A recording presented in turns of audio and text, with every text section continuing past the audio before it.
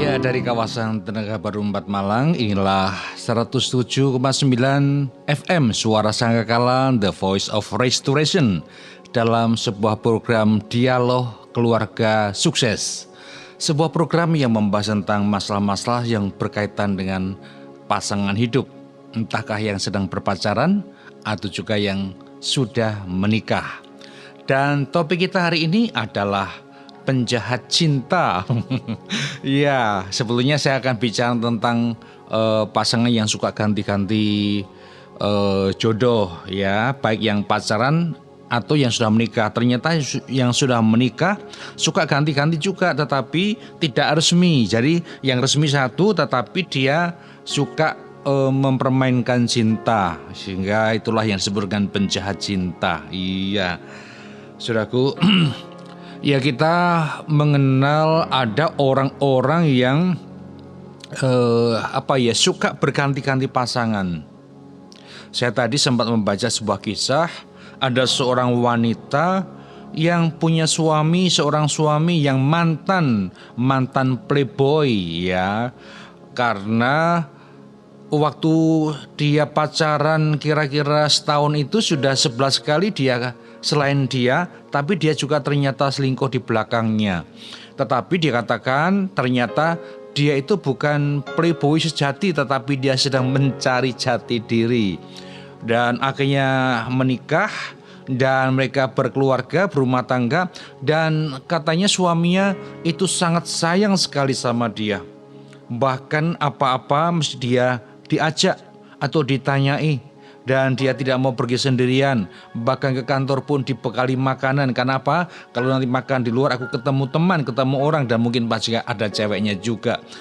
Sehingga dia mengatakan tidak semua playboy itu penjahat cinta. Ada juga yang ternyata baik-baik dan artinya bertobat, begitu istrinya bilang. Tetapi itu pengalaman seseorang yang tidak bisa dijadikan sebuah teori kebenaran. Ada juga seorang wanita yang mengatakan, aduh jangan sampai ya Anda mengalami seperti yang saya alami. Aku tahu dulu saya pikir waktu pacaran pacarku suka selingkuh di belakang saya.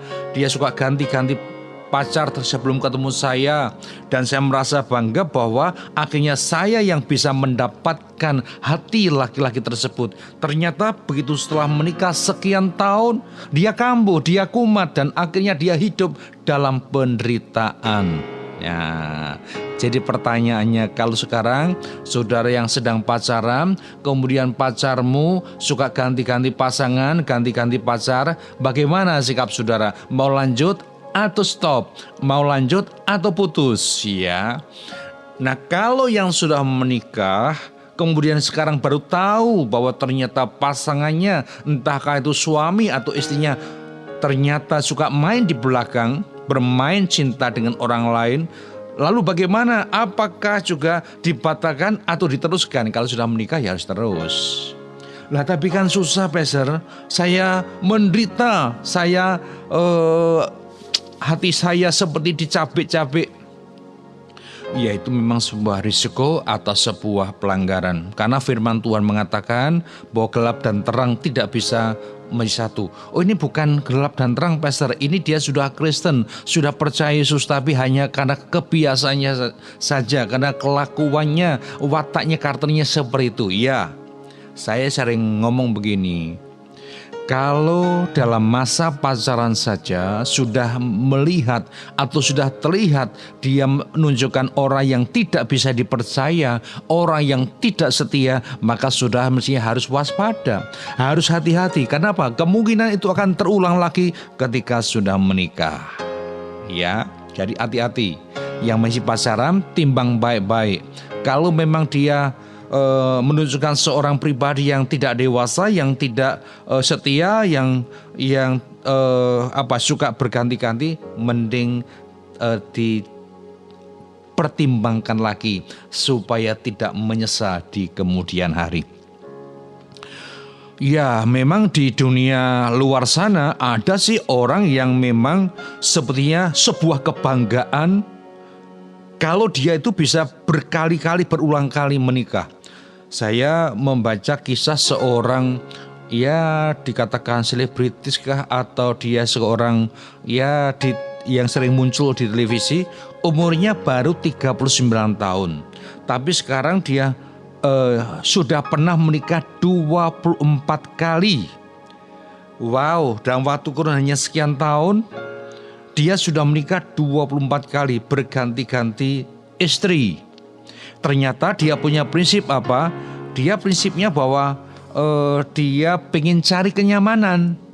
Jadi ketika sudah menjalin pernikahan merasa tidak nyaman, lalu dia ceraikan, dia tinggalkan.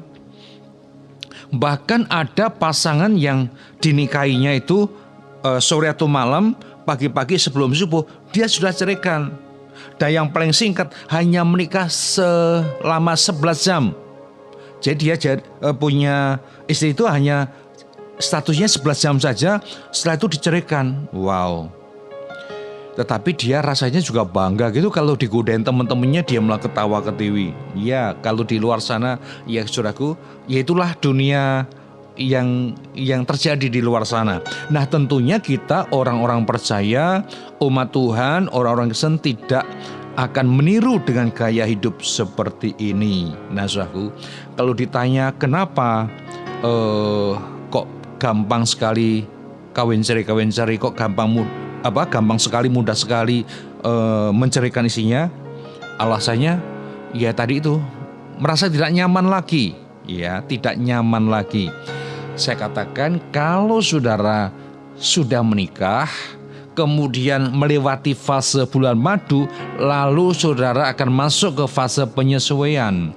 Dan ketika masuk fase penyesuaian, biasanya 3 bulan saja bulan madunya habis, langsung masuk ke fase kedua, akan menemukan banyak sekali ketidakcocokan, akan menemukan banyak ketidaknyamanan. Kenapa? Namanya dua orang yang berbeda, latar belakangnya berbeda, kebiasaannya berbeda, karakternya berbeda, pasti akan banyak benturan.